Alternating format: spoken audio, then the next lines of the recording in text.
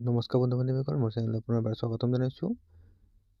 যদিহে আপোনালোকে যোৱা বছৰ গুৱাহাটী হাইকোৰ্টত JEE এপ্লাই কৰিছিলে, তাৰ এডমিট কাৰ্ড বৰ্তমান মুকলি কৰি দিয়া হৈছে। যদি আপুনি ঘৰতে বহি নিজে আপুনি এডমিট কাৰ্ডটো কেনেদৰে ডাউনলোড কৰে সেইটো শিকিব খোজে, তেনেহ'লে মোৰ ভিডিঅ'টো সম্পূৰ্ণ চাওক। আপোনাক ডিটেইলকৈ মই দেখুৱাই যাম আপোনালোকে কেনেধৰণে আপুনি নিজে এডমিট কাৰ্ডটো ডাউনলোড কৰিব পাৰিব। ঠিক আছে, প্ৰথমতে আপুনি গুগল ক্ৰমত যাব। গুগল ক্ৰম অন হোৱাৰ পাছত আপোনালোকে চাৰ্জত যাব। চাৰ্জত যোৱা গ'লে জব আছাম চাৰ্চ কৰিব। জব আছাম চাৰ্চ কৰাৰ পাছত আপুনি ইয়াতে ক্লিক কৰিব। ক্লিক কৰাৰ পাছত আপোনালোকে ইয়াতে তললৈ স্ক্ৰল কৰিব। স্ক্ৰল কৰাৰ পাছত আপুনি ইয়াতে Guwahati high court admit card download ইয়াতে লিখা আছে, ইয়াতে আপুনি ক্লিক কৰিব। ওপৰত তললৈ স্ক্ৰল কৰি যাব। ইয়াতে ভেকেঞ্চি আপোনাৰ 367টা আছে। গুৱাহাটী হাইকোৰ্ট ৰাইট টেষ্ট হ'ব 1 ফেব্ৰুৱাৰীৰ পৰা ষ্টাৰ্ট হ'ব। ইছ্যু ডেট 22 জানুৱাৰী 2026। ঠিক আছে, তললৈ স্ক্ৰল কৰি যাব। জুনিয়ৰ এডমিনিষ্ট্ৰেটিভ এছিষ্টেণ্টৰ পষ্ট আছিলে, তাৰপৰা আপুনি তললৈ আৰু স্ক্ৰল কৰি যাব। এডমিট কাৰ্ড ইছ্যু 22 জানুৱাৰী 2026। ঠিক আছে, আপুনি তললৈ স্ক্ৰল কৰি যাব। আপোনাৰ ক'ত কিমানটা পষ্ট আছে, ইয়াতে কোন কোন ডিষ্ট্ৰিক্টত আপোনাৰ কিমানটা পষ্ট আছে এতিয়া আপুনি চাই যাব। চাব পাৰিব। গোৱালপাৰাত আপোনাৰ পষ্ট আছে 4টা।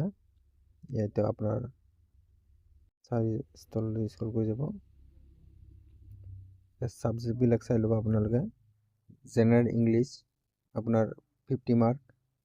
General knowledge including computer knowledge ইয়াতে আছে আপোনাৰ 30 মাৰ্কছ। আৰু জেনেৰেল এপটিটিউড ইয়াতে আছে আপোনাৰ 20 মাৰ্ক। ঠিক আছে, পাৰ্ট এ 100 মাৰ্কৰ হ'ব। পাৰ্ট বি এইটো আপোনালোকে চাই ল'ব।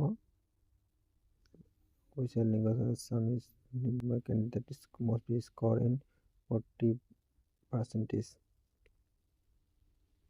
Negative mark. আপোনাৰ ইয়াতে নেগেটিভ মাৰ্কো আছে, য'ত আপোনাৰ 0.25 মাৰ্ক আপোনাৰ নেগেটিভ মাৰ্ক কাটা হ'ব। তললৈ স্ক্ৰল কৰি যাব। স্ক্ৰল কৰি যোৱাৰ পাছত আপোনাৰ ইয়াতে আপোনাৰ ডাউনলোড এডমিট বুলি লিখা আছে। ইয়াতে আপুনি ক্লিক কৰিব।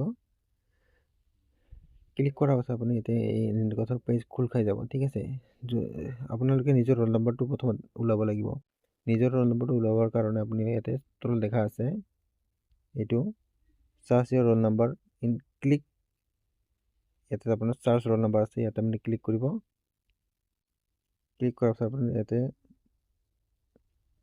আপুনি কেণ্ডিডেট প্ৰথম যোনটো আছে আপোনাৰ সম্পূৰ্ণ নামটো দি দিব। ইয়াতে আপুনি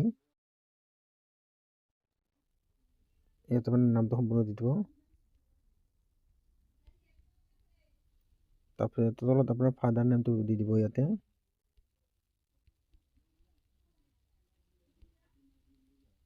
ফাদাৰ নেমটো দিয়াৰ পিছত আপুনি ইয়াতে আপোনাৰ তলত আপোনাৰ মোবাইল নম্বৰটো দি দিব।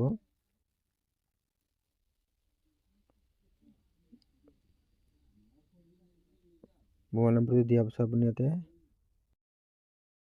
কেপচা কোডটো ইয়াতে ফিল আপ কৰি দিব। ইয়াতে আপোনাৰ enter the bill' above code, ইয়াতে আপুনি কেপচা কোডটো ফিল আপ কৰি দিব। ইয়াতে আপুনি কেপচা কোডটো ফিল আপ কৰি দিয়াৰ পিছত আপুনি ইয়াতে চাৰ্চ বুলি ক্লিক কৰি দিব। ইয়াতে আপুনি এনেকৈ পপআপ আহিব, আপুনি অ'কে কৰি দিব।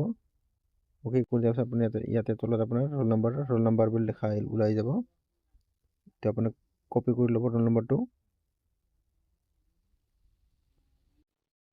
কপি কৰি দিয়াৰ পাছত আপুনি ইয়াতে বেক হৈ যাব।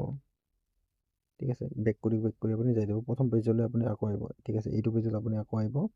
To download the admit card and auto generate application form acknowledge card disability certificate click hair. ইয়াতে আপুনি ক্লিক কৰিব। ক্লিক কৰাৰ পাছত আপুনি ইয়াতে জুম কৰিব। ইয়াতে আপুনি প্ৰথম এণ্টাৰ ইয়ৰ ৰোল নম্বৰ, ইয়াতে আপোনাৰ ৰোল নম্বৰটো দিব। ৰোল নম্বৰটো দিয়াৰ পিছত আপুনি তলতে ডেট অফ বাৰ্থটো দি দিব। ইয়াৰ পিছত আপুনি ডেট অফ বাৰ্থটো দিয়াৰ পিছত আপুনি ইয়াতে আকৌ এবাৰ কেপচা কোডটো দি দিব। আপোনাৰ ওপৰত যোনটো কেপচা কোডটো লিখা আছে 386। ইয়াতে আপুনি কেপচা কোডটো দিয়াৰ পিছত আপুনি চাৰ্চ কেণ্ডিডেট এইটো আপুনি ক্লিক কৰি দিব। ক্লিক কৰাৰ এনেকুৱা ধৰণৰ আপোনাৰ এটা ফৰ্ম খোল খাই যাব। আপুনি জুম কৰিব, তলত চাব আপোনাৰ print application form, print acknowledgement and print admit card. ইয়াতে মানে ক্লিক কৰিব। ক্লিক কৰাৰ পিছত ইয়াতে মানে আপোনাৰ এডমিট কাৰ্ডটো ওলাই যাব। এতিয়া আপুনি প্ৰিণ্ট কৰি ল'ব বা আপুনি PDF-টো ডাউনলোড কৰি ল'ব আপোনাৰ মোবাইলত। তো এইটো হৈছে আপোনাৰ এডমিট কাৰ্ড। ইয়াতে আপোনাৰ ডিটেইলবিলাক থাকিব, আপোনাৰ ক'ত এক্সাম চেণ্টাৰটো হৈছে আপুনি ইয়াতে লিখা থাকিব। আপুনি ইয়াতে চাই পেলাই আপুনি এক্সাম দিব পাৰিব।